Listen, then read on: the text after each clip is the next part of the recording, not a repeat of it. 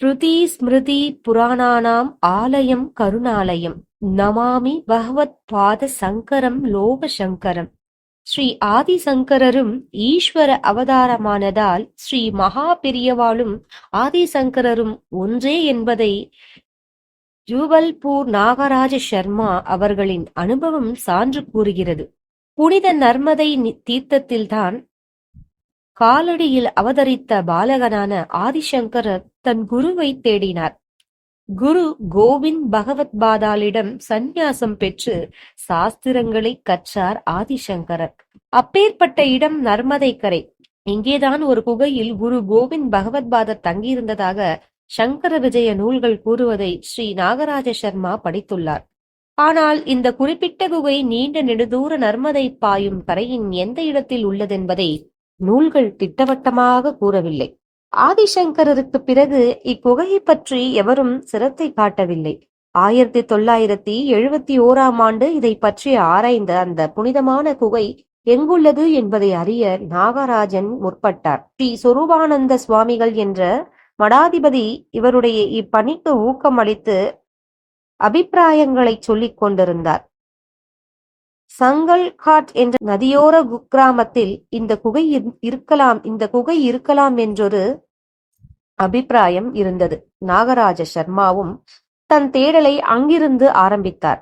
நர்மதை நதியோடு ஹீரன் என்ற ஆறு கலக்கும் இடமான சங்கல்காட் என்ற இடத்திற்கு சங்கர்பாட் என்ற பெயரும் உண்டாம்.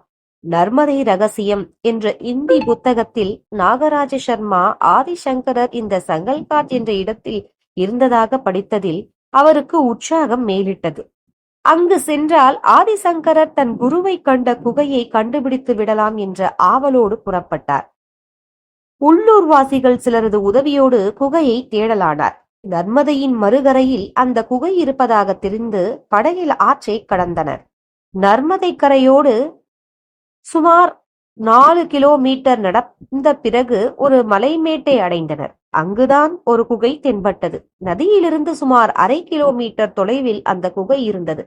புலி முதலான துஷ்ட மிருகங்கள் அந்த குகையில் வாசம் செய்து கால்நடைகளை தாக்கி வந்ததால் குகையின் வாயிலை பல ஆண்டுகளாக மூடியிருந்தார்கள். குகை வாயிலில் ஒரு கற்பாறை பெரிய மணி போல் ஊசலாடியது. அதை தட்டினால் சங்கநாதம் போல் ஒளி எழுந்தது. அந்த பகுதி முழுவதுமே கல்லின் மேல் பாதங்களை அழுத்தி வைத்தால் வெங்கலநாதம் போல் கேட்டது. அந்த குகை மிக நீளமானதென்றும் குகைக்குள் வெளிச்சம் வர மேல்புறம் துளைகள் இருப்பதாகவும் அங்கிருந்தோர் தெரிவித்தனர்.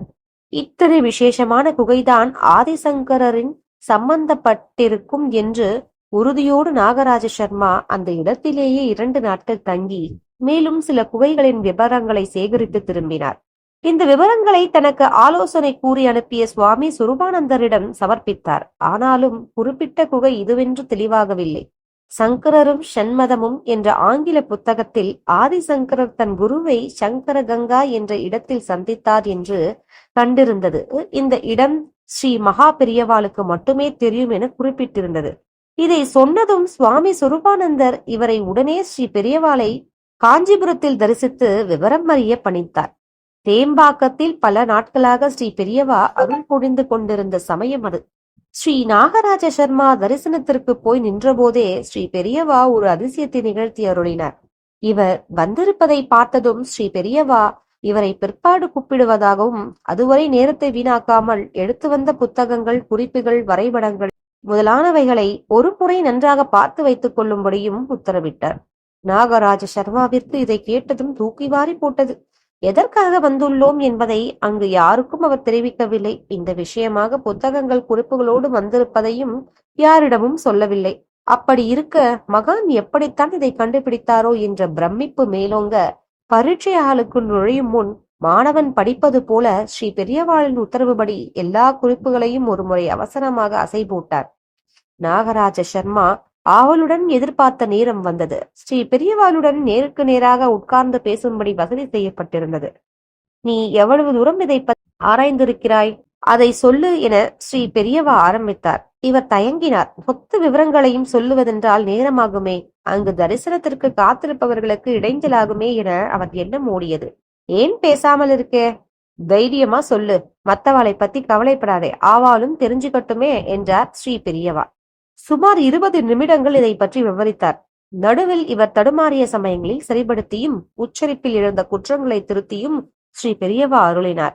முடிவில் சுமார் 5 நிமிடங்கள் தியானத்தில் இருந்தார். தன் ஞான திருஷ்டியால் அறிந்தவர் போல அருளுரை வழங்கினார். நீ பார்த்த சங்கல்காட் குகை நர்மதை நதியிலிருந்து தூரத்தில் இருப்பதாக சொன்னாய். குகை நதியின் பக்கத்திலேயே இருக்க வேண்டும். குகை நதியின் பக்கத்திலேயே இருக்க வேண்டும். நதியின் நீர் குகைக்குள் வர ஒரு வசதியும் இருக்க வேண்டும். ஆகையால் சங்கல்காட் குகையாக அது இருக்க முடியாது. சொரூபானந்தர் அந்த பக்கத்துக்காரர் தானே. நான் சொன்னதை வைத்துக்கொண்டு மீண்டும் அவரையே பார் என்றார் ஸ்ரீ பெரியவா. சாட்சாத் ஆதிசங்கரின் திரு அவதாரமான ஸ்ரீ பெரியவாளே அந்த குகைக்கான அடையாளங்களை சொன்னதில் நாகராஜ சர்மாவிற்கு மேலும் சில விவரங்கள் புலப்படலாயின.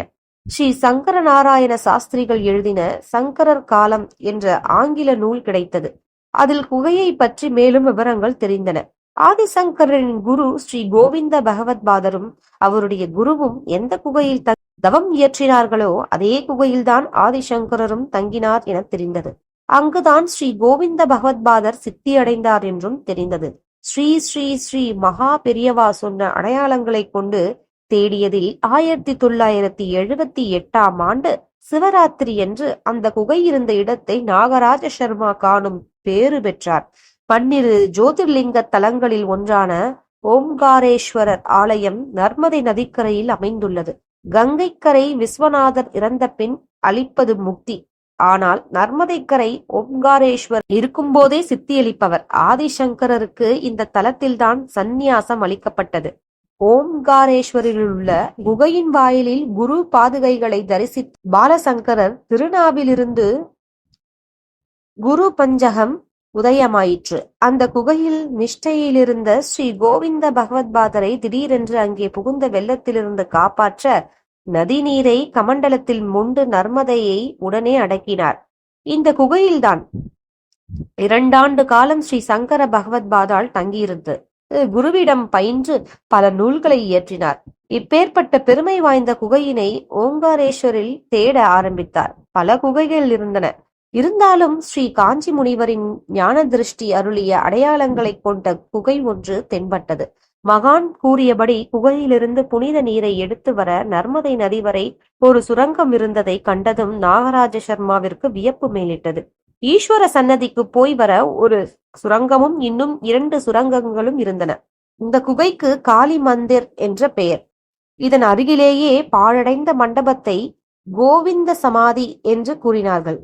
இந்த புனித குகை ஓம்காரேஸ்வரர் ஆலயத்தை ஒட்டி இருந்தது. இதை அழகிய மண்டபமாக குரு கோவிந்தரின் புத்திரரும் உஜ்ஜயினி அரசருமான ஸ்ரீ ஹர்ஷ விக்ரமாதித்யன் கட்டினார் என இன்னொரு புத்தகத்தில் தெரிந்தது.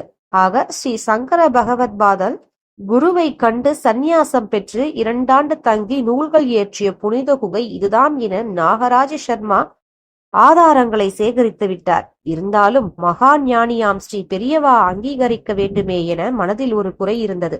1979ஆம் வருடம் பிப்ரவரி மாதத்தில் ஸ்ரீ பெரியவா ஹம்பியில் முகாமிட்டிருந்த போது தரிசிக்க சென்றார். தேனாம்பாக்கத்தில் குகையை பற்றி ஆரம்பித்த பேச்சு ஹம்பியில் தொடர்ந்தது. எல்லா விவரங்களையும் கேட்டுவிட்டு இவர் கொண்டு போன எல்லா புத்தகங்கள், நோட்டுகள் முதலானவற்றை ஸ்ரீ பெரியவா வாங்கி வரும்படி உத்தரவிட்டார்.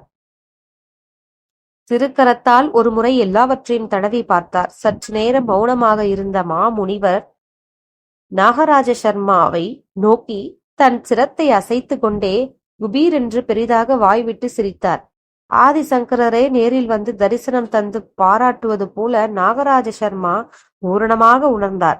அடைந்த சந்தோஷத்திற்கு எல்லை இல்லை. ஸ்ரீ காஞ்சி காமகோடி பீடத்தில் அந்த குகை புனருத்ராணம் பெற்று 1987 குகை மாந்திர் என நாட்டுக்கு அர்ப்பணிக்கப்பட்டது.